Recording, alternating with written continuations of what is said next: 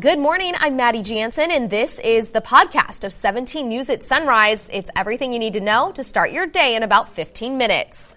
In the spirit of the Golden Empire, this is 17 News at Sunrise. Oil prices plummet overnight amid an all-out price war, and it's sending stock futures tumbling. How it all relates back to coronavirus fears coming up.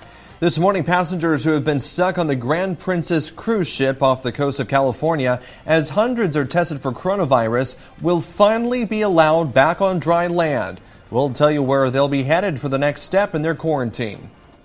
Tragedy struck Porterville last month when flames ripped through the city's only public library, killing 2 firefighters and destroying thousands of books. This morning, another small step to help the community heal. We'll tell you what local firefighters need from you. This is Monday, March 9th, 2020. Good morning. It's 5 a.m. Good to have you with us. I'm Maddie Jansen alongside Alex Fisher. And we're taking a look at your forecast on this Spring Forward Monday. It's a Monday that a lot of us dread. I am one of those people. Not feeling great, not going to lie to you. Not great waking up this early. Of course, what was it? It was 2 a.m. for us waking up. It felt like. It's 5 a.m. right now. It's 5 a.m. right now. But it feels like 4 a.m. because, yeah. So the struggle was real for all of us. Yeah, so extra coffee this morning. Yeah. Did you know that yesterday was National Take a Nap Day? And I think didn't it always, get one. it I always is after on Spring Forward Day. No, I didn't get one, and I should have. Well, today, take that nap if you need it with the time change. Over the weekend, it was pretty nice. The one thing we did see early yesterday morning, the early morning hours, was a little bit of rain that pushed through the area, just a trace. Our high was 68 degrees, and our normal, what is it? 68. So we're right on track with where we should be this time of year. Take a look at the satellite and radar. Definitely have the clouds. We're ramping up for our storm that we talked about all last week in terms of some heavy rain headed towards Kern County. It won't be today, but late tonight, probably closer to midnight. Starting out at 52 degrees right now in Bakersfield, a southeast wind at 3 miles per hour. And as we take a look at the day, mostly cloudy skies. Starting out in the lower 50s, and then we'll be in the upper 60s again. By 3 o'clock, look for that northwest wind right around 3. As we take a look at the mountains, Tehachapi at 28 degrees right now under a calm wind. As we take a look at the day, starting out in the upper 20s and 30s and 50s expected this afternoon, and also remaining dry until late tonight. We'll talk more about this storm coming up in just a little bit, but first let's send it over to Alex. All right, Kev, thanks so much, and taking you outside for the first time this morning to the 99 at Airport Drive, and as you can see, things are looking pretty clear on that side of town, and everything else around the county looking great to start off your Monday morning. We'll have another check of your commute coming up in about 15 minutes. New this morning on Sunrise, a fire broke out overnight in East Bakersfield. It started around 2:20 this morning. Bakersfield and Kern County firefighters responded to the home on Gage Street. No one was inside at the time when flames broke out. They say that home, in fact, is known to be vacant. The flames were gotten under control in less than an hour. An investigation into what started the fire is still ongoing. It's looking like it could be a rough week on Wall Street. Global stocks are dropping and bond yields are also falling. That's due to the implosion of a major oil alliance, which sent crude oil prices to collapse to historic lows. S&P futures plunged up to 5% yet last night. Dow futures and the NASDAQ Composite futures also headed south. Fears about the coronavirus are to blame for these financial issues, and some analysts fear the lack of a vaccine could mean the disease could play havoc with Wall Street for an extended period of time. And taking a look at those U.S. futures right now, the Dow Jones plunging more than 1,200 points. Of course, stocks will open at 6:30, and we'll have those numbers for you live on Sunrise. And an update now on the coronavirus. This morning at the Port of Oakland, officials are preparing to receive passengers from the Grand Princess. That's the ship that has been idling off the coast of San Francisco since last week. There are more than 3,500 passengers on board. At least 21 of them have tested positive for the coronavirus. Yesterday, Governor Gavin Newsom, Oakland Mayor Libby Schaaf, and other state and health officials spoke about the return of passengers from the ship. We want to make sure that all of that is locked in before the ship comes to port, which I think would just create more anxiety for the passengers and moreover for the general public. We recognize that this is a time that we must be guided by facts and not fears. And our public deserves to know exactly what is going on. And third and finally, It is our duty to help these people. California residents on the ship will be sent to a federally operated facility here in California for testing and isolation. Any non-California residents will be taken to federal facilities in other states. The crew will be quarantined and treated on board the ship.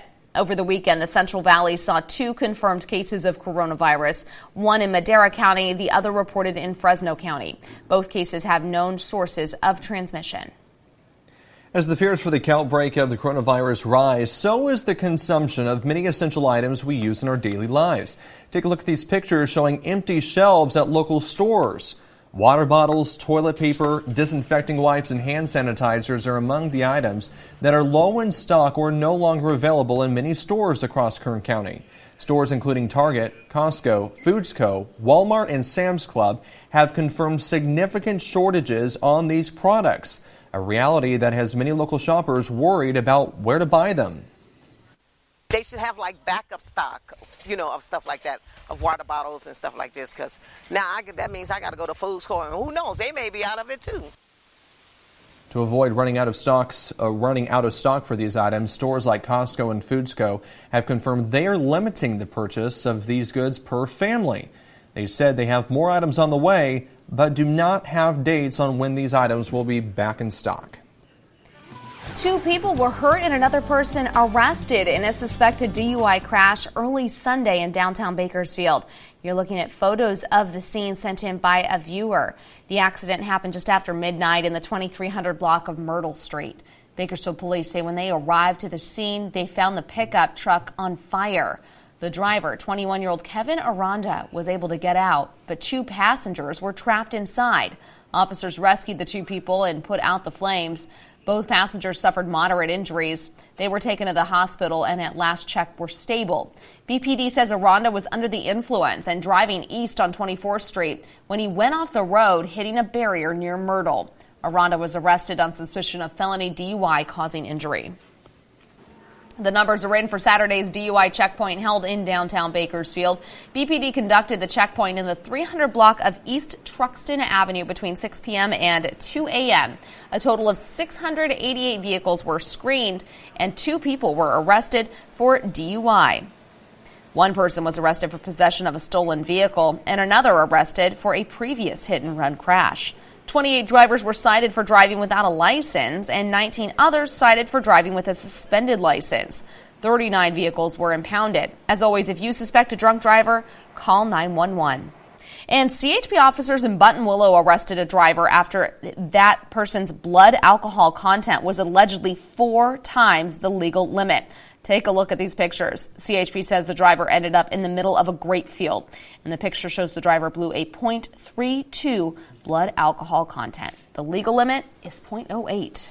5:08 now, and local firefighters are hoping you'll stop by a station this morning with some books to benefit the recently burned Porterville Library. That's right. Both the Kern County and Bakersfield fire departments are holding a book drive today in honor of the 2 firefighters who died while searching for survivors in that library fire. Joining us in studio this morning, Taylor Schaub with more on their continued efforts to help the city of Porterville heal after we saw that barbecue last week to raise money for the families. Now this. Continued efforts is the perfect word, I would say, Maddie and Alex, as both Bakersfield Fire and Kern County Fire have been heavily involved. And it's been more than 2 weeks since that devastating fire at the Porterville Library that took the lives of Captain Raymond Figueroa and firefighter Patrick Jones. This morning, local first responders are asking for donations to help build back up that library. The Bakersfield and Kern County Fire Departments are teaming up with Kern County Honor Flight for the fundraiser. After last week's successful breakfast benefiting the families of these 2 fallen heroes, the agencies are once again hoping for another great turnout. The drive will take place this morning at Fire Station 1 on 21st Street and H Streets in downtown Bakersfield. All donations are welcome, and I'll be live out there coming up in the next half hour with a look at this event and a little more information as we take it through the morning. All right, Taylor, thanks so much. 5:09 now, rebuilding after a fire destroyed their business. The local store that's set to reopen today.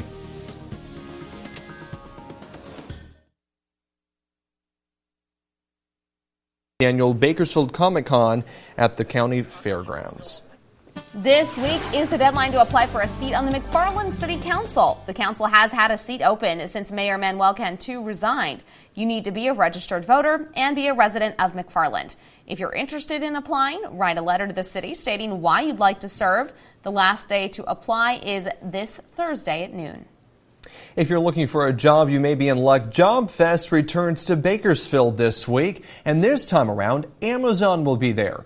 The company will provide information on the positions it has open at its upcoming fulfillment center. Job Fest is March 11th at Mechanics Bank Arena. Dozens of local employers will be there. 5:22 now. Nothing can get in the way of dedicated sports fans, not even the coronavirus. What basketball stadiums are doing to make sure guests are protected inside.